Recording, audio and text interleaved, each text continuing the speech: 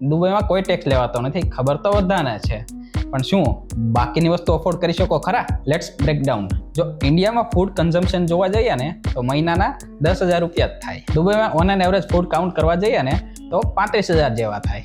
Education in international school, જ્યારે ઇન્ડિયામાં education લેવા જઈએ ને તો ઓન એન એવરેજ સારી સ્કૂલમાં કોઈ એડમિશન થાય એટલે 1.5 લાખ જેવું બિલ બને, અને સેમ વસ્તુ દુબઈમાં કરવા જઈએ તો 11 લાખ પ્લસ થાય છે. ઓન એન એવરેજ આ જ કાઉન્ટેબલ છે.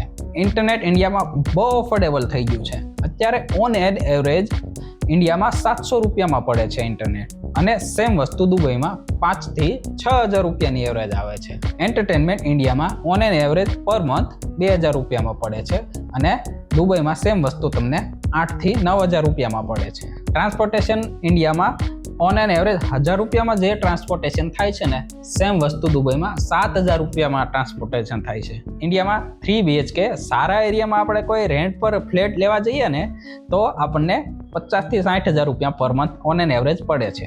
સેમ વસ્તુ દુબઈમાં કોઈ લેવા જાય ને એટલે 4 લાખ રૂપિયા ઓન એન એવરેજ મિનિમમ પડે છે. ટેક્સેબલ નથી એનો મતલબ એવો નથી કે બધા જ અફોર્ડ કરી શકે. તો મને કહો કે અફોર્ડેબલ કઈ કન્ટ્રી કહેવાય?